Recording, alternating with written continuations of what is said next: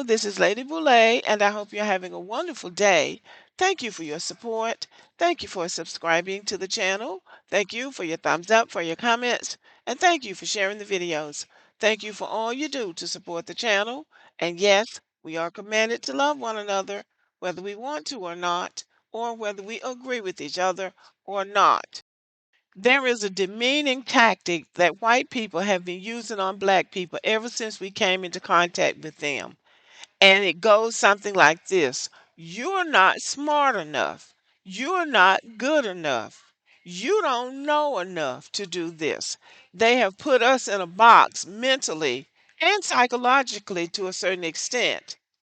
They have transported this piece of propaganda all over the world, and they have used it to subjugate people, to oppress people, and to rob people of their resources and their humanity, all because they came up with the lie they're superior to everybody, they know more than everybody, and no black person could possibly be as smart as they are. The goal of this lie is not only to reinforce white supremacy, but also to discourage black people from competing with them. And this idea that you're not smart enough has reinvented itself as anti DEI, anti affirmative action. So, any job that black people get that white people think you shouldn't have, they call you a DEI hire.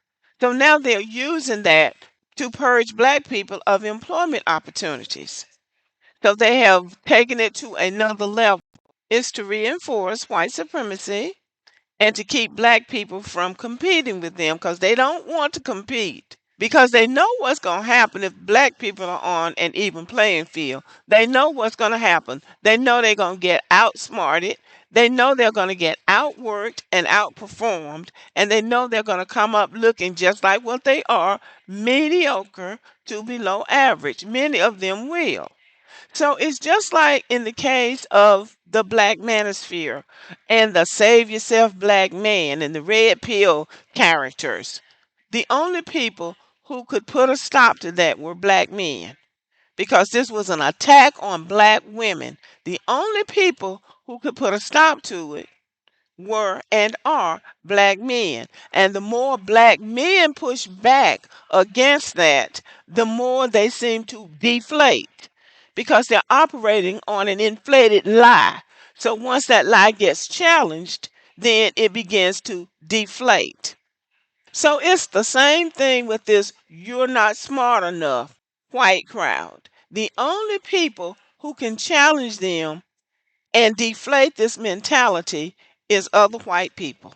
And increasingly, white people are having to do that because these people will diminish and destroy this whole society, just like the government we have now is really a mediocre government, actually below mediocre. These people have no idea what they're doing, but they're getting by on the idea that they're smarter than everybody else, and they're not. So, anyway, I said all of that to say this: white people have been getting away with this kind of BS for a long time, but only white people can put a stop to it. So, I saw this on my Twitter page a few days ago, and I wanted to do a video on it, but I didn't know how to frame it. But the guy came back and did an update, so I thought I would share this with you. So listen to this and tell me if it sounds familiar. So I recently made a video about an encounter I had in an ER with a patient who didn't want to see me because of my skin color.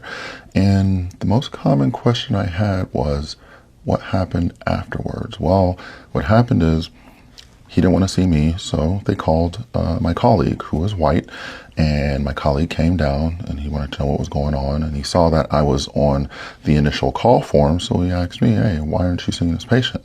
I told him why, and he said, well, then I'm not seeing him. F that. I was like, well, it's okay, you can. He was like, no, I'm not seeing someone who's trying to make a choice based on your skin color. He's like, dude, you're fully capable and you're a really good surgeon. I don't want to see him. So he told the patient face to face why he's not seeing him. Patient looked shocked. Then he was trying to change his mind last minute, and my colleague was like, no, I'm good. And he left. So the patient had to leave and go to another hospital. See how clean and cut and dry that was? He is the black doctor on call in the emergency room. This white man comes in needing emergency surgery.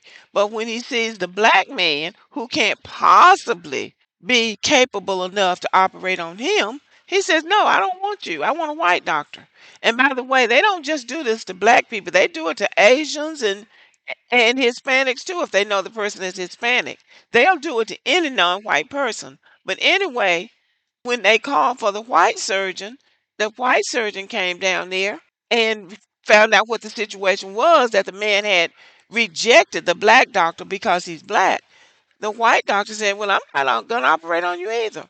Now, mind you, these people are in the emergency room, and he wouldn't be in there if he wasn't capable. You don't just walk in a hospital and become a surgeon. You have to go to med school. You have to do internship. You have to work under somebody who's a surgeon. You have to know what you're doing. But they make that decision on the spur of the moment, not knowing anything about the credentials, just on the fact that he's a black man, because you're not smart enough to do this. But then when the white doctor said, "Well, guess what? You're going to have to go to another hospital." Then the man tried to change his mind and they wouldn't let him. Now he's going to go to another emergency room. And when he gets to the next hospital and they find out that he was turned away from this hospital, they're going to know why. They're going to want to know why. And then he could have the same situation. They might not turn him down at that hospital, but they might leave him out there in that emergency room until somebody decides to help him. And then it might be too late. But you see, that's what racism does. Racism costs. It has cost this country. Racism costs. It has cost America the opportunity to be a great country. And it'll never be great now because it's on the decline. If it ever becomes great again, it's going to have to be in another dispensation, not in this one, because they ruined this one. And this permeates throughout our society, even in education. You can have a parent that'll come to your classroom, see that you're black, and they'll cut up so bad, run to the principal. "I want to move my child to a white teacher's classroom." And there are times when a principal will stand up and say, "This is the assignment. So if you don't want your child to have this teacher, then you need to take him to another school." You do not have to accommodate a racist. You just don't. So anyway, y'all, white people have been getting away with this for years. And it's this mentality that has prevented this country from progressing to be the country that it should be. My heart goes out to people like this man because I'm pretty sure they meet people like this, if not on a daily basis, on a weekly basis. And the thing about the white people is they really believe they're right because that indoctrination has taken place in their minds more than it has in the minds of black people. And they are the ones who end up suffering in the end. Because, in the words of Booker T. Washington, "No man whose vision is bounded by color can come into contact with what is highest and best in the world." In meeting men in many places, I have found that the happiest people are those who do the most for others. The most miserable are those who do the least. I have also found that few things, if any, are capable of making one so blind and narrow as race prejudice. That is true. Judging people by the color of their skin is racism, and racism in this present age is the most destructive force in the world. We black Americans have to pat ourselves on the back every time we are able to withstand the wiles of Satan. And let us remember that God has not given us a spirit of fear, but of power and of love and of a sound mind. It takes a sound mind to deal with the devil.